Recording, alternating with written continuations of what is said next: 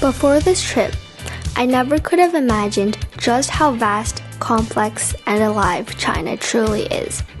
As a Chinese person, I'd always carried this quiet guilt, like I didn't really know my own land or history. I'd seen the pictures, heard the stories, but I hadn't felt it. Not until now. My name is Madison Lee. I'm a rising 9th grader at Phillips Exeter Academy. I'm 14 years old. This summer, I joined a journey across China with students from all over the world. I hope this experience prepares me for boarding school next year by helping me become more independent, improving my problem-solving skills, and pushing me outside my comfort zone. Under the guidance of Alex, a university professor, we're encouraged to pursue research topics that align with our passions. We form our own hypotheses, design our own methods, and take full ownership of the process. We're not just learning, we're testing, building, questioning, and sometimes even proving ourselves wrong. Most importantly, we're given the freedom to make mistakes, to reflect, and to grow. In doing so, we begin to uncover who we really are and who we want to become. It forced me to step outside everything I knew, to feel China in ways I never had before. Not just as a tourist, but as someone rediscovering their own roots. It began with stillness, Fuyuan, 3 a.m. We stood shivering, our breath visible in the frozen air, as the first ray of light in all of China stretched over the Usuli River. The sun painted the sky in hues of golden pink, but more than that, it painted something within me. Not just wonder, not just beauty, but something deeper. The pride and certainty that I belong to this land. For one, knowing that I got to see the first ray of light in China, it was also just really cool getting to see everyone line up, waiting to see the sunrise, and I felt like it was a really nice community.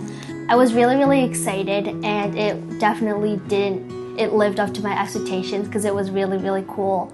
It was awe-inspiring, and it was really beautiful. 我们出发第一天来到中国最东边的城市福源，这个地方迎接起来的日出，它是有特殊意义的，因为中国在全世界意味着东方文明古国嘛，而东方的最东方就在这个地方，它是冉冉升起的希望。我觉得这个对我来说是特神奇的一个地儿。From the beginning, this trip broke my routines, stretched my limits, and forced me out of the comfortable boxes I'd always lived in. The green skin chain from Fuyuan to Harbin was my first reckoning. I was used to clean hotels, smooth rides, and private spaces. This train had cigarette smoke, stained floors, flies, and sticky seats. At first, I recoiled, but soon I realized that the stories we shared in that cramped cabin mattered more than the conditions. 在这次旅程之前就布置了一些任务，他们的任务就是把他们自己喜欢研究的一些课题做演讲。不断移动的火车充斥着方便面味儿和蒜味儿哈尔滨红肠的这种火车车厢里面，居然还是一个课堂，所有人听得都很入迷。我们在旅途当中可以学习，可以打闹，可以交朋友，同时可以去游览大好河山，这不就是玩中学，学中玩的概念吗？ On the train, I gave my presentation. 12 of us squeezed into a narrow space as they talked about something I've been passionate about for years, neuroscience. I tried to make it interactive, with charades, mini quizzes, and fun questions to keep everyone engaged, even though we were all tired and crammed together. I'm a perfectionist, and this was far from the ideal setting. I wasn't as prepared as I wanted to be, but the group's focus and support meant everything. It reminded me that cheering what you love doesn't require perfection, just sincerity and the courage to try. Throughout the trip, I learned so much from everyone else's presentations too. Whether it was exploring psychology, breaking down business models, or diving into economics. Each person brought their own passion and perspective, and I found myself constantly inspired by how much I could learn from my peers. Yet not all bonds form in light. The sunrise at Fuyuan and the fun on the train taught me how strangers become family through shared wonder. The Unit 731 Museum revealed how we become family through shared history and remembrance. Cold swept through me as I walked those halls, not the crisp chill of morning, but the heavy silence of grief and memory. 我们的民族曾经被侵华日军做过这样的折磨，所以当你看到这些事实的时候，就心里面是没有办法平静。中国人曾经遭受过多少苦难，也能理解现在的生活多么来之不易。The horrors committed there hollowed something inside me. Those victims were no longer just abstract numbers. They were people who once laughed, dreamed, loved. Some truths once seen can never be unseen, and some histories once understood must never be forgotten.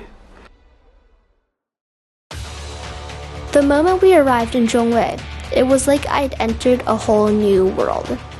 Rain was pouring down on the vast gold sand of the desert.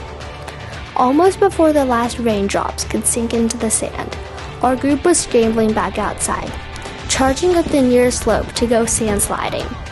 I'd always been the careful one, the girl who carried disinfectant wipes everywhere, who avoided puddles, who was disgusted by anything that was dirty. So when the group started charging up the damp and muddy slope, I hung back. Then I saw Isabella. She wasn't just sliding, she was rolling down the slope, and I could hear her laughter from the bottom of the hill. Everyone was laughing and cheering, their faces light with the kind of abandon I rarely allowed myself. Something inside me told me to let myself go and try things, not to be so reserved. I stopped myself from overthinking it anymore, and grabbed a board as I ran up the hill. My first attempt was more stumble than slide. I toppled into the soft and wet sand not long after I started, but then I was laughing too. The sand clung to my sleeves, my leggings, and even some on my face, and for once I didn't care. I took a super long shower that night, but I knew that it was worth it. The next morning, we returned to adventure. In the Chapoitou Park, I faced my biggest test yet, bungee jumping. My heartbeat thundered as the elevator climbed the tower. From the top, the yellow river glistened far below, winding through green trees and golden hills.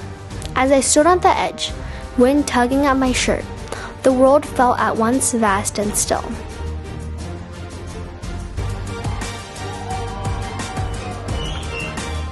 And I was free falling. I could hear everyone cheering for me, but I couldn't respond. My mouth was wide open, and I could feel the wind drying my tongue, but no sound came out. Hanging there, swaying from side to side, I waited for the epiphany that everyone talks about, but it never came. Alex had described the feeling as freedom and rebirth, but all I felt was relief that it was over. The doubt that I was a coward and that I failed crept in. But then I realized that courage isn't necessarily about enjoying the fall. It's about stepping to the edge anyway. It isn't about the absence of fear. It's about doing it despite the fear. It was really nice hearing everyone cheer for me. And on the way back up, I felt really proud of myself for trying it. I felt brave. Yeah. And while nothing around me changed, I felt like a completely new person. I felt brave. I felt proud. 所有孩子全部突破了自我，不只是参加了一个极限的运动，其实这些都是对他们生命的一种宣誓，就是我敢于突破心里的这一条极限，我相信他们会铭记一辈子的。As I stood on the Qinghai Tibet Plateau waiting for the symptoms to hit, it was my first time going to a plateau, and I've never really experienced the feeling of a lack of oxygen. I honestly thought it'd be really bad. I get nervous a lot, and so again I did a lot of research on it and searched all the worst possible things that can happen. I realized the shortness of breath was mostly in my head, anxiety playing tricks on my body. The Chakha Salt Lake stretched out before me like a giant mirror laid gently across the earth. The sky was reflected so perfectly that I couldn't tell where water ended and sky began. I've heard of salt lakes before, but this is the first time I've actually been to one, and it was breathtaking. It was really nice seeing the salt form into solid underneath the water, and putting on special boots and going into the water and walking.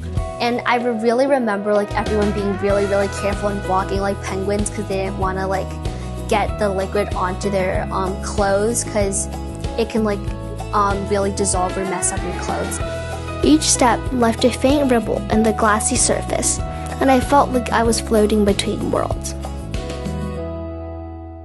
The rain had followed us for hours as we ran through the Qilian Mountains, its steady rhythm on the car windows lulling me to sleep. When the car finally came to a stop, I awoke to an unexpected silence. The storm had passed, and the sky had opened up. As I stepped outside, I was met with a breathtaking sight. A perfect double rainbow arching across the emerald grasslands, with grazing animals roaming beneath it. Isabella and I burst into laughter the moment we locked eyes. We knew exactly what had to be done.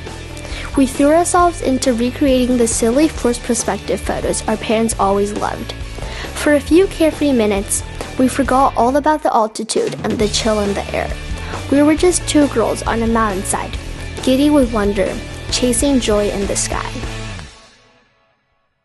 One of the moments that really brought our team together was a game called Zoom.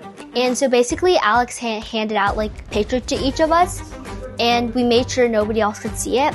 And basically all the pictures were like a zoomed in or zoomed out version. And so we had to figure out like the order of how zoomed in your picture is with like just by communication, not showing anyone else your picture. The first time we did it, we didn't really succeed, and we kind of took a long time. The first round was pure chaos. Everyone was talking over each other. We were confused, and no one really trusted anyone else's judgment. It took us a long time, and we didn't even get it right. But in the second round, we decided to assign someone to lead and keep things organized. We finally succeeded, though we still took twice as long as Alex's fastest group of students. By the third round, which was made even harder by Alex because he removed 2 key cards, we'd transformed. We communicated calmly, trusted each other's input, and worked as a real team. Not only did we succeed, but we did it faster than the previous record. That moment showed me how much we had grown, not just in solving a puzzle, but in how we listened, collaborated, and respected one another. 他们通过3次活动，自己摸索出了一套怎么样快速的完成沟通、快速的确定成果的这样的一个流程。在那个时候，他们的团队配合也起来了，通过一系列设计好的活动，让孩子们迅速融到一个团队当中。The desert sun beat down as we climbed Mingsha Shan, each step a battle against sliding sand that swallowed our feet whole. Halfway up, some of my teammates weren't feeling well and had to stop. But I'd always lived by a stubborn rule: don't start what you won't finish. But at the summit, it was all worth it. Seeing the crescent moon spring, a perfect teardrop of blue in the midst of endless gold sand. I could barely talk anymore because I was so thirsty, but I felt so accomplished. That night, we joined a crowd of strangers on the dunes, each holding glowing wands like fireflies. There was no stage, no superstar. Just 10,000 voices sang familiar melodies into the twilight. The heat of the day faded into collective warmth as we swayed to 歌唱祖国, and everyone united in the pride of our mother country. After weeks of guided itineraries and structured adventures, Kashgar disoriented me in the best way possible. For someone who thrived on rigid itineraries, this was agony at first. I hated the uncertainty of wandering unfamiliar streets with no clear purpose, the frustration of not understanding the language swirling around me. But this was my chance to finally learn what go with the flow really meant. 最后一站做点什么呢？我把整个古城变身成了一个真人秀的舞台，在里面设定了30个主要任务。这些任务清单，孩子们看完之后都说：“我的天，老师还能这么玩！”说孩子们开始如饥似渴地完成任务。孩子们每完成一项任务，他们都会获得相应的预算。那也就是说，在喀什所有的衣食住行玩，甚至买纪念品，他们都需要通过完成任务来获得这个预算。为了保证孩子们安全，每一个孩子我身边都会配一个老师或者是一个助教。那么老师和助教是不说话的，完全由孩子们自由的发挥。our challenge for that place was to go on stage and dance with them. And afterwards, they saw Isabella and I with this other little girl like dancing and stretching on the floor. And they're like, "Oh my gosh, are you dancers too?" And I'm like, "Yeah, we do ballet." So they were like, "Oh my gosh, would you mind performing for us?" And so I did a small like ballet variation.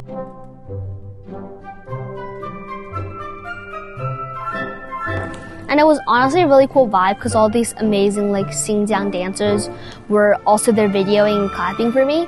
So that gave me a really good impression and really strong impression that they were really nice and welcoming and warm. Bravo! Bravo! It wasn't the strongest solo I'd ever danced, but it was along the most meaningful because it was shared, spontaneous, and real. Madison 是一个妥妥的六边形战士。大家伙都愿意跟他去学习，都愿意跟他结组，但在这个过程当中，我发现了一个问题 ：Madison 并没有那么轻易的能够放松。当有一个任务来的时候，他就开始思考了，我这个任务该如何更好的去完成。